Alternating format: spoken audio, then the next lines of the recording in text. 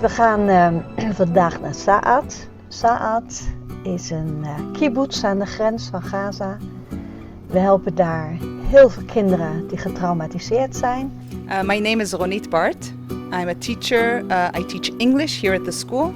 I teach the older grades.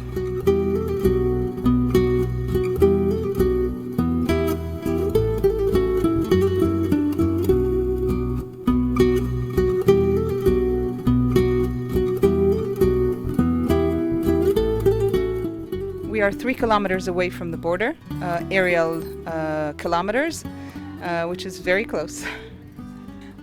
We have 410 students here at the school from 1st to 9th grade. And sometimes it's easier, sometimes it's not. Our kids have been under attack for the past 18 years, pretty much.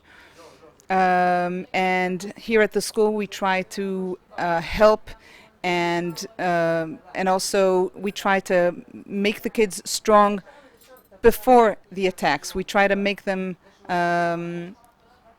strong and able to cope with the situation so that when and if there's a war, when and if there's another attack, they will be able to handle it, they will come out of it have someplace to go relatively healthy. Let me go back, and I'll start by talking about what we do before the rockets, because we know that we're in a dangerous area. Our kids from a very early age, we take preventive measures. They have lessons that teach them how to handle a stressful situation. Things like singing songs and making sure that they are safe, and also finding a safe place within their bodies, finding a safe place to help them cope. That's at a young age.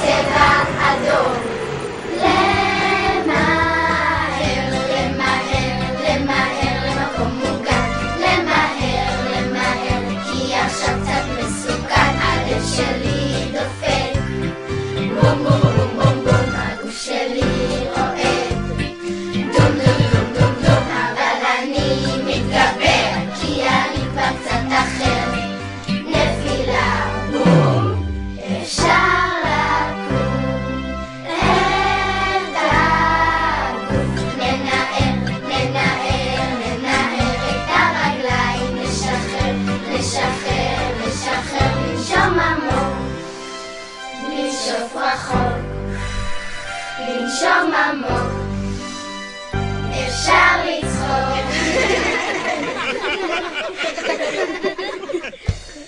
הכל עבר, וטוב לי שנגמר. יש! And later on, with the help of a lot of friends that we have from all over the world, especially our Dutch friends, we try to use as many therapies as possible, therapies suited to the needs of the children. What we see here are kids who, they're already not young, but they are sometimes afraid to go to the bathroom by themselves. They need their parents by them all the time. They don't want to leave the house. A lot of kids feel ill. They complain about different aches and pains in their bodies. A lot of kids are simply afraid to leave the house. They're definitely unable to cope with learning. If they have tests or if they have any other stressful things that they have to do, they find it very hard to cope. So we try to handle it as best we can. We understand, we know what it is, because we all feel it with ourselves, we all feel it with our kids, so we know how they feel. So we try to make things easier for them, try to give them a lot of hours in which they get therapy. We try to find ways to make life a little simpler, a little nicer for them. And how do you, when there is coming a rocket, how do you handle that? Our school is quite new, and it's a safe school. It's considered a safe school. What is a safe school? A safe school has safe areas, small safe rooms scattered all around the yard, because we only have between 5 to 9 seconds to run to a shelter. We don't have the luxury of a minute. We have 5 to 9 seconds. So first of all, we have a lot of shelters scattered in the area.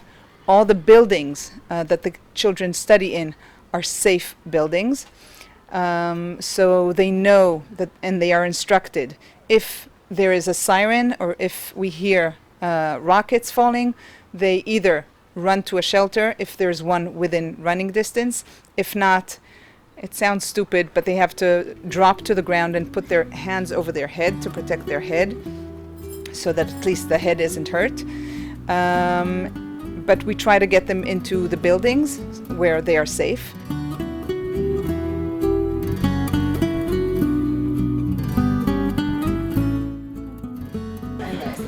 This is dus also a shelter. It's a shelter.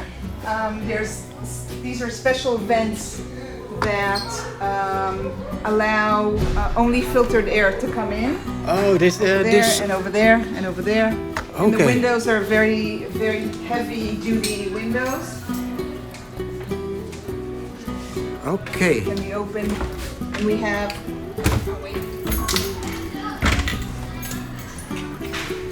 Oh yeah, we there's have iron. The Iron walls. yeah, And those plates are for filtered air. filtered air for Yes. for chemical In attacks. case of chemical and biological, at least that's what they say. Okay. Okay. And there's things that we do. We play games. We talk about their feelings. There's a circle of sharing that we do, and we try to stick to routines so that they know that after an attack, there's certain things that we do to keep them safe. The older kids have a job. Giving kids a job, a responsibility also helps them cope. So they have a responsibility after the attack is over to go to the younger kids, find out if there are any kids who need more help than what the teacher can give at the time. They make sure there are no kids in the shelters outside in the yard. We turn them into adults. They turn into adults here very fast because they have to. That's what we do. And then the teachers will pass on, if there's kids who are experiencing severe problems, then the teachers will pass on their names to our social workers or our psychologists, whoever is here. And these kids will be taken for treatment, for immediate treatment. It's something that needs to be done right away. And the rest of the kids, we try to keep things as light as possible, but they have a support system here. The parents immediately are notified. We tell the parents not to come, because if parents take them home, then that means they don't get treatment right away. We try to keep them here so that they're taken care of. That's how we handle it. You live here around in? Yes, I live in the kibbutz. I live 5 minutes away. I've raised all my children here. I have 4 children. Most of them have reacted very well to the situation, although they've...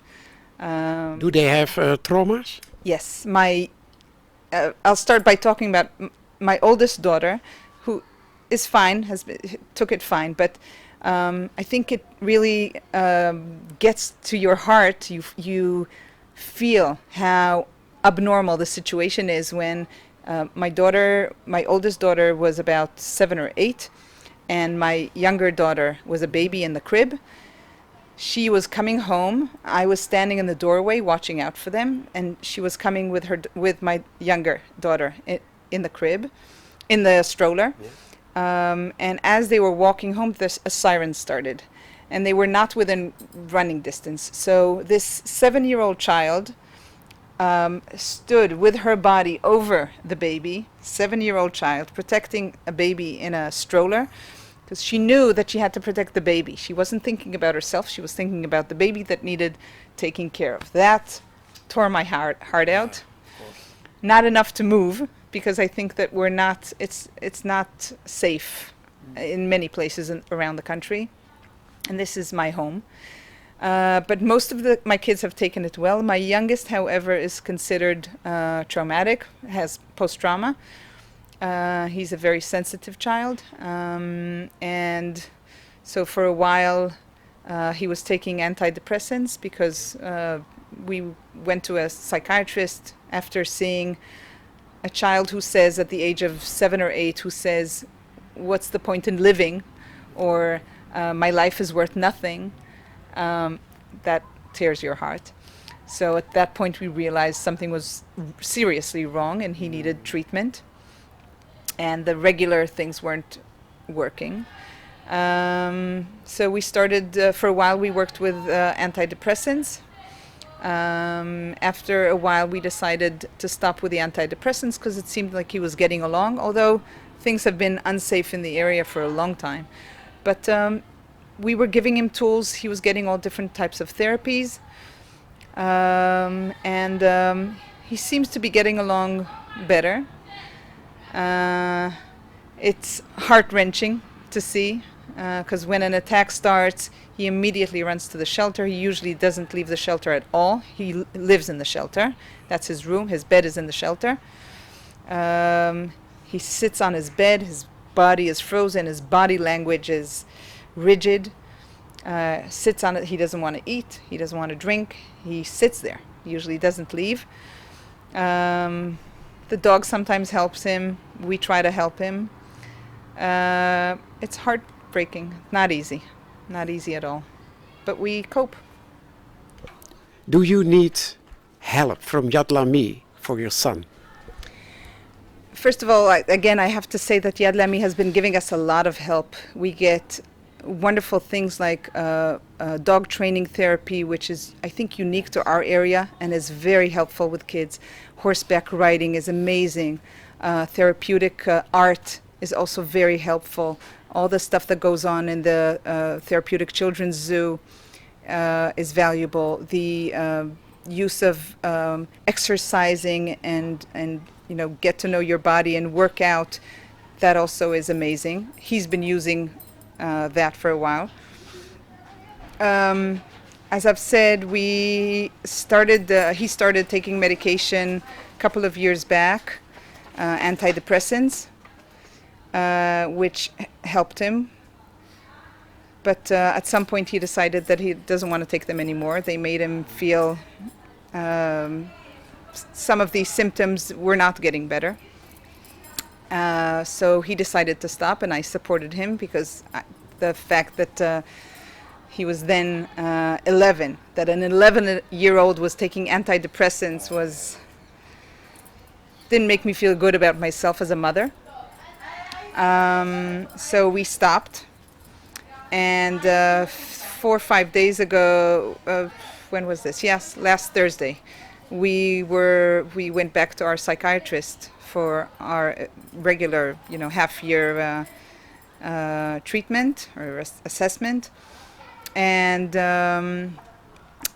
she checked him out, and she said, "I really think you need to go back to the medication, because he still has sometimes uncontrollable rage.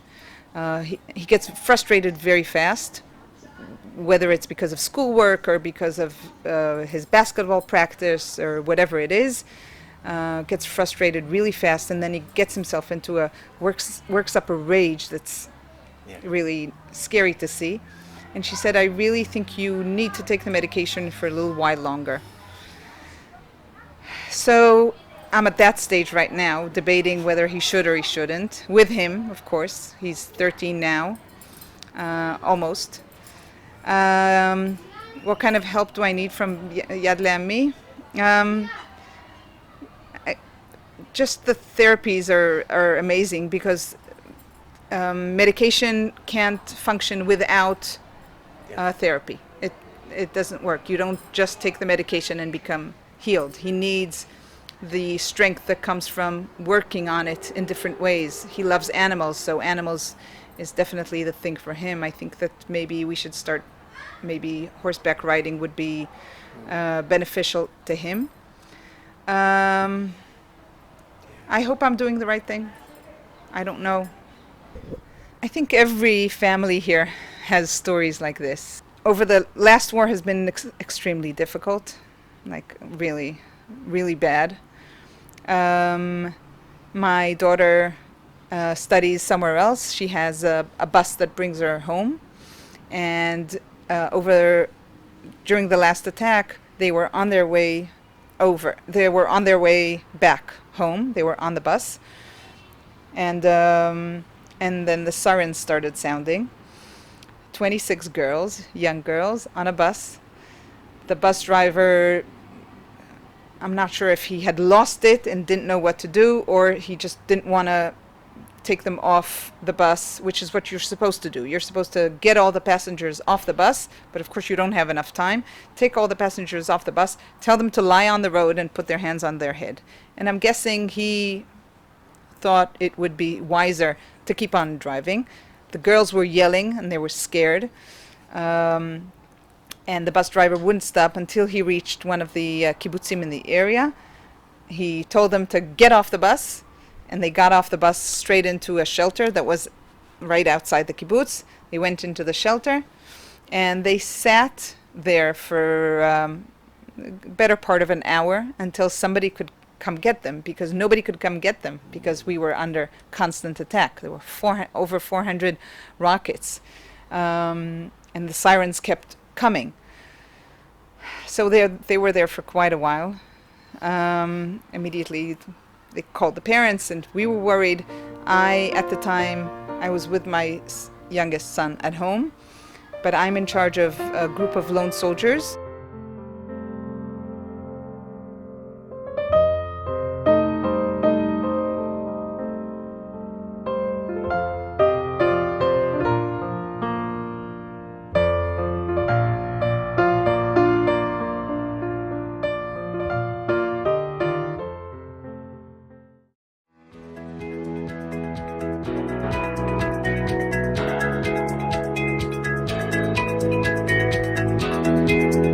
Shalom. Здравствуйте. Bonjour tout le monde. Hi. Hola. Oi. Namaste. Guten Tag. Errands Day for lone soldiers is very important. Usually we get an errands day once a month. Amazing, incredible opportunity to kind of get everything done that we need. So for me, this Yom Sidurim is basically a chance to fully immerse myself in Israeli culture. We have a whole team of people that are here to help you out, figure it out, get your license, work out your benefits, so it's super useful. I'm from Memphis, Tennessee, and something that we take very seriously, it's hospitality. It's bringing people in and making them feel at home. At home, I can go home to my family, to my parents, and if I had something that I need to deal with, like an errand, then my parents would help me, or my parents would even do it for me. Here, I don't have that support, so the FIDF definitely steps up and takes care of that. I'm using this day in order to do all my mandatory arrangements, and this is the only time I have. As a lone soldier, I can totally feel the support we've got from the FIDF community. You literally have saved me so much time and given me the opportunity to do things that I didn't even know I was able to do. You know that there are people who are appreciating everything you're doing, and I just would like to say I appreciate what you guys are doing for us. It's a very special day. There are 1,500 lone soldiers that came to this day. I want to say thank you for Nefesh B'Nefesh and the friends of the IDF. Without them, we couldn't do this day.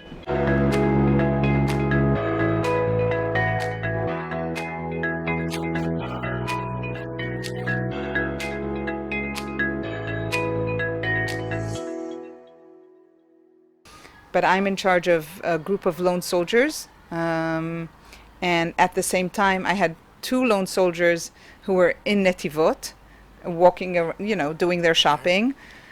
So I had to make sure that they were safe because this was their first time. I had another soldier who was on his way over from Tel Aviv. He was on a bus in the Ashkelon area. I had to take care of him. The roads were blocked. Nobody could bring them home because they were stuck in Netivot in the street. I had to tell them to get into a bank and It's crazy. It's crazy. It's not fun. And you'll hear I think every family has stories of people who were on their way to a birthday party here in the Meshek Yeladim at the children's petting zoo. They were on their way when the rockets sounded. This was a woman with a young baby. And she had to run with the baby. The sirens are very loud. She had to run with the baby, find a shelter to go into. Nobody knew where she was. Her cell phone wasn't working. And, you know, nobody knew if she was lying in a ditch somewhere. And it's very emotional, but how do you handle your emotions? I keep busy. That always helps. I talk a lot. I'm a talker, so I don't mind, you know, talking to people about how I feel. I also, again, since this last attack was brutal, and I felt as a teacher and as a mother that going back to school right after an attack like that had its merits, because again we could take care of kids, but we were shattered.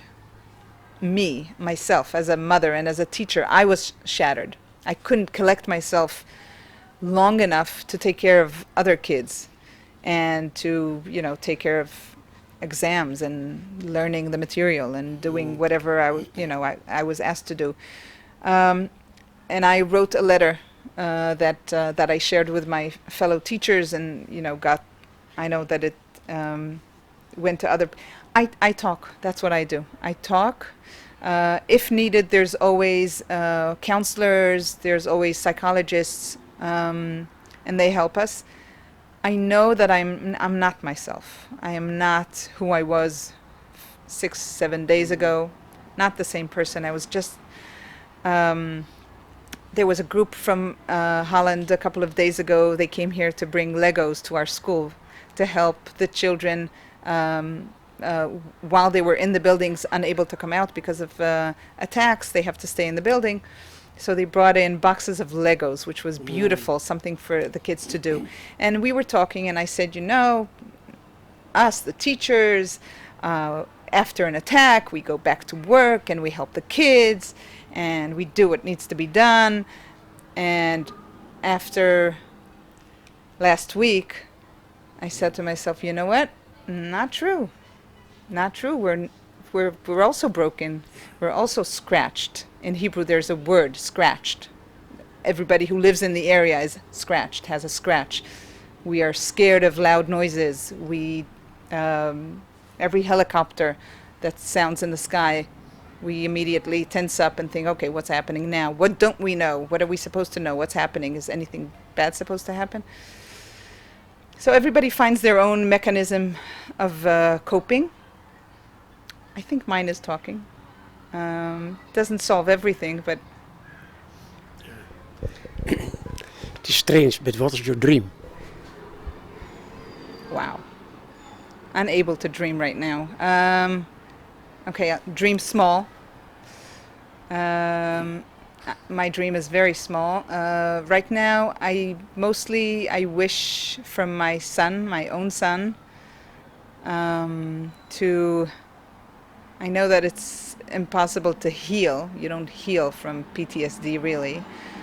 But I'd like him to have an easier life. That's my small dream. I do have a bigger dream. I still dream. I'm still a little optimistic, although I'm still optimistic that my government will understand that so long as we don't find a solution, a real solution, and war is not a solution in my opinion, but that's just me. Unless we find a solution and solve this problem in depth, this is going to continue going on, and we can't go on like this. It's too long. Way too long for anyone to live like this. I mean, wars, even the long wars, take, World War I, World War II, 6-7 years, but 18 years of this is a little too much.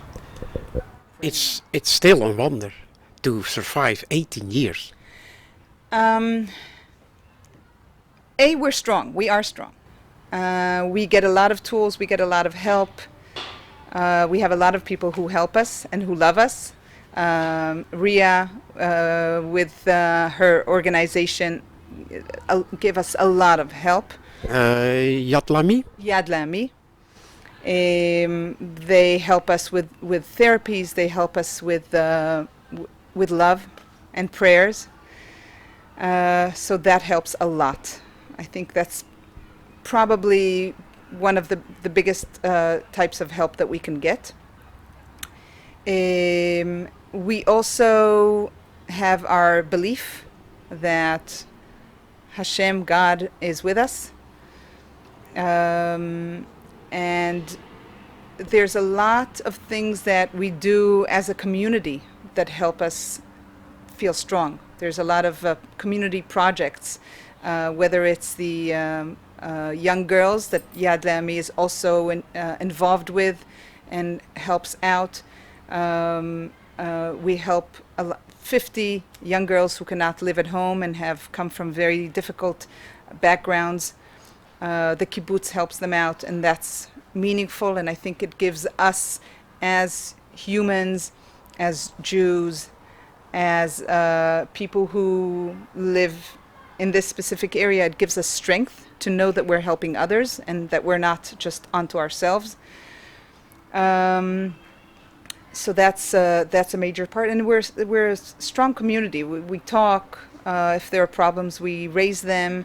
And again, we feel we get a lot of love. We get a lot of love from people all around the world, and that's also meaningful.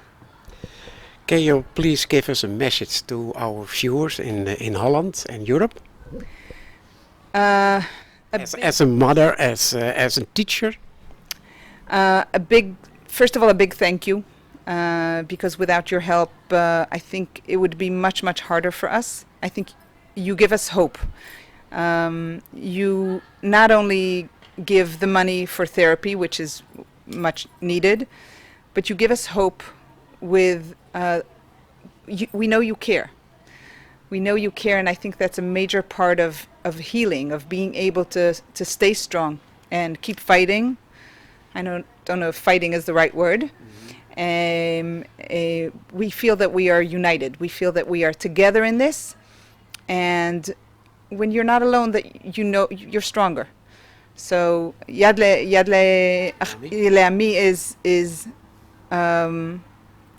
very helpful. So thank you very much. Don't believe everything you see in the news. Things are not the way they seem sometimes. I think most people who live here and who study and work here don't want war. We don't want the suffering that goes on the other side. We don't want it to continue. We know that they're humans, and we know that they're people with families, and they just want food for their kids and education for their kids and a quiet life. And we hope that everybody understands that and walks together, just like Yad L Ami is together with us. The world should stand together and find a way to help these people without making demons of us, because we're not. And thank you for your support. Thank you for your love. Thank you for your prayers. I think they're also very valuable. Thank you for this interview. Toda rabba. Bevakasha. Toda. Shalom. Shalom.